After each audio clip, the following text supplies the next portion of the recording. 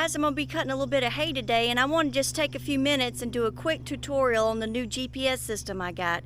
It is a patchwork technology Blackbox Air system. These are manufactured in the United Kingdom, and the dealer I went through is Russ Thomas with Thomas Farms out of Tennessee. Real nice guy. A lot of you guys I'm sure already know him. Real easy to deal with, and the service that he gets from Patchwork Technology is super. Like, they are right on it. They ship fast and they're real attentive to their customers. So just want to give you a quick view here.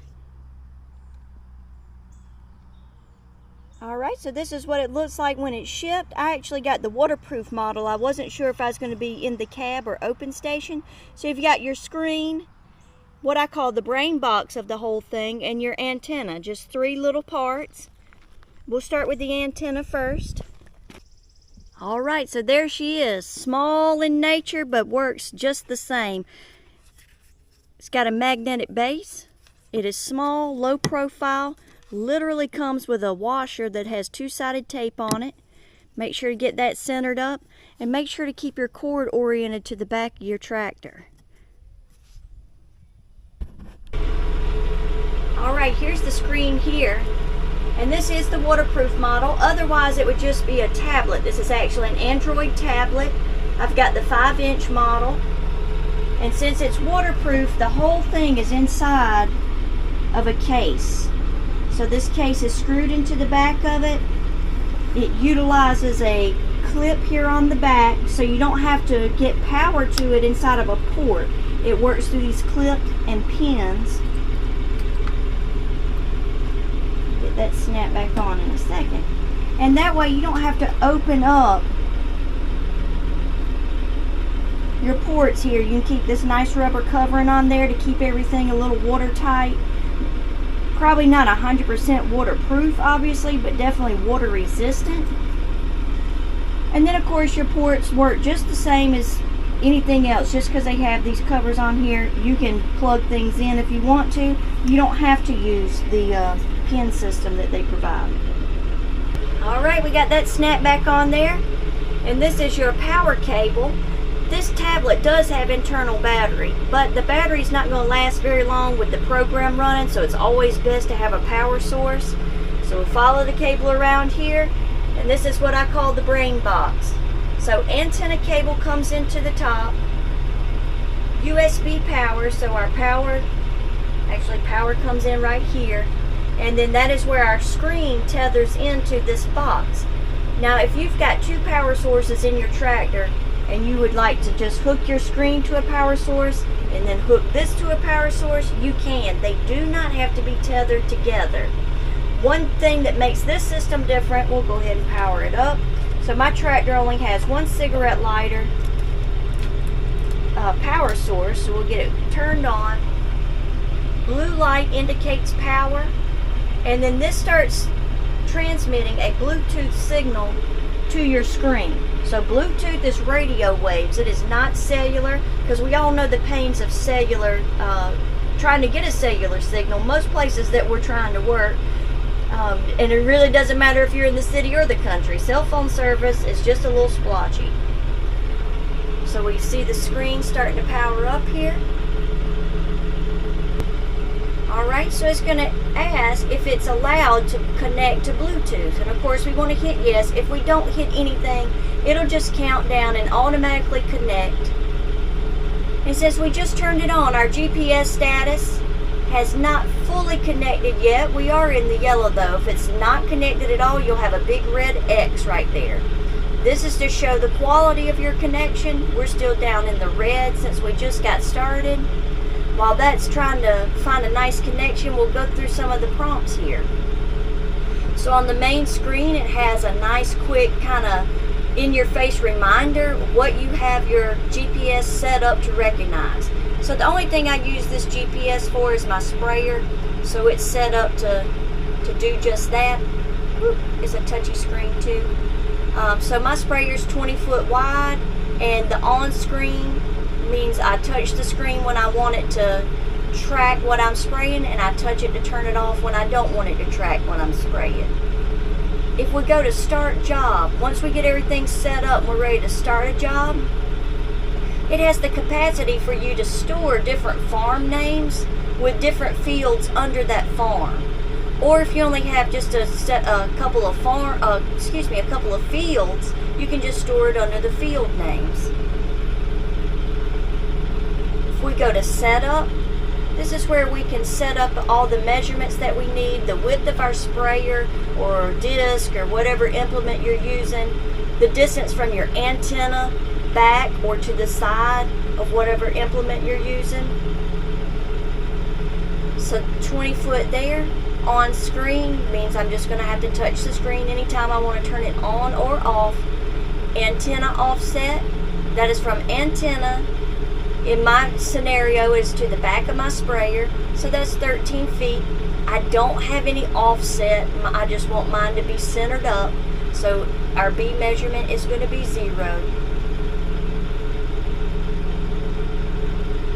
Tilt compensator, this is a cool feature. So this is a double axis GPS system, meaning it gives us the option to kind of compensate for going over lumps and bumps or over little slight terraces. It can compensate for up to 5 degrees. So that's going to be an 8 to 9 inch kind of wiggle that it's taking up the slack for and taking into consideration as it's giving you guidance.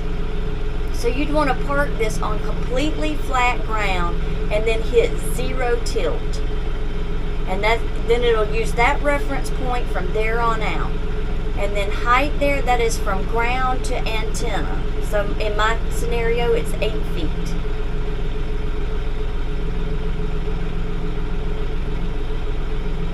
And I'm just a simple gal using simple tools, and this works just fine for me. So now we've got nice green bars on our GPS status. Our quality will get a little bit better, we'll actually get a lot better once we get out from under these trees and away from this building, and it'll be up into the green.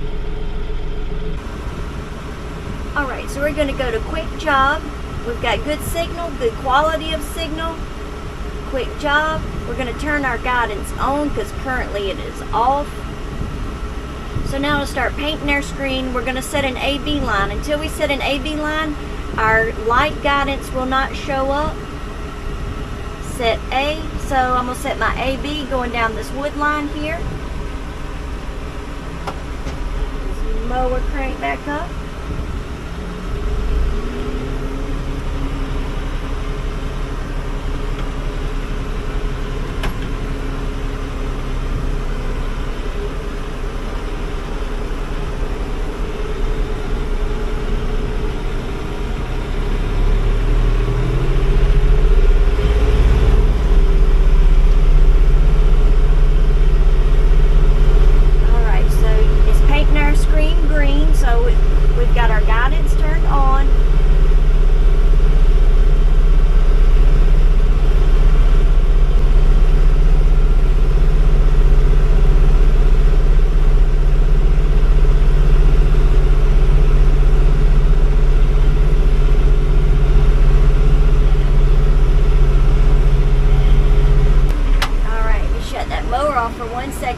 Okay, we're going to go and we're going to set our B line. Of course, you can do this on the fly, but I'm just trying to operate this mower while we're moving, so I'm having to kind of stop. Alright, we'll get flipped around.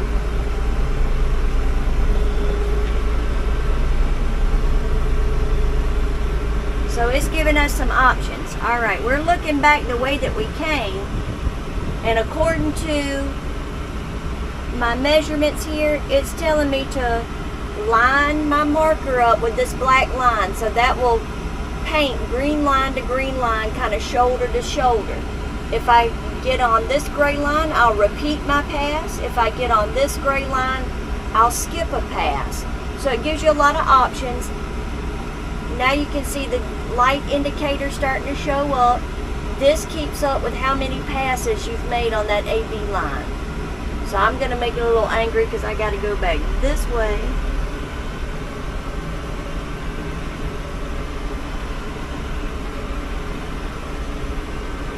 And it's painting the screen everywhere that we go. And you can see the screen within the screen. That's how much we've traveled while spraying, or with guidance, I should say. So my light indicators are telling me to move over. You can see my AB lines going to the right, perpendicular to the way I'm going. Alright, so no matter where you go in this field, even if you're way off this track, let's say we're 200 feet to our right, it is going to give you guidance to get back on track and march out on your AB line. And your AB line does not have to be straight.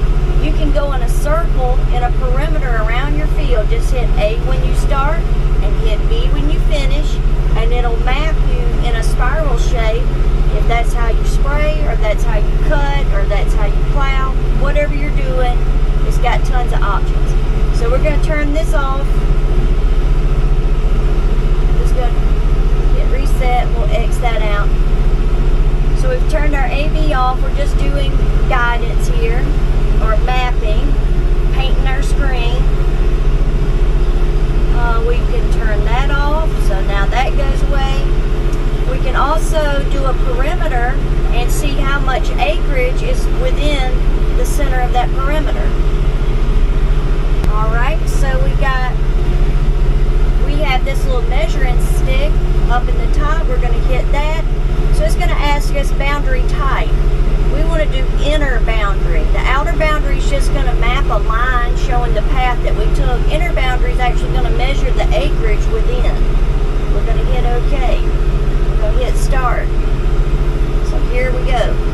And then you can see on your screen, within the screen, that's where we were painting our screen green, but then it's going to start to paint a blue line wherever we're doing our boundary.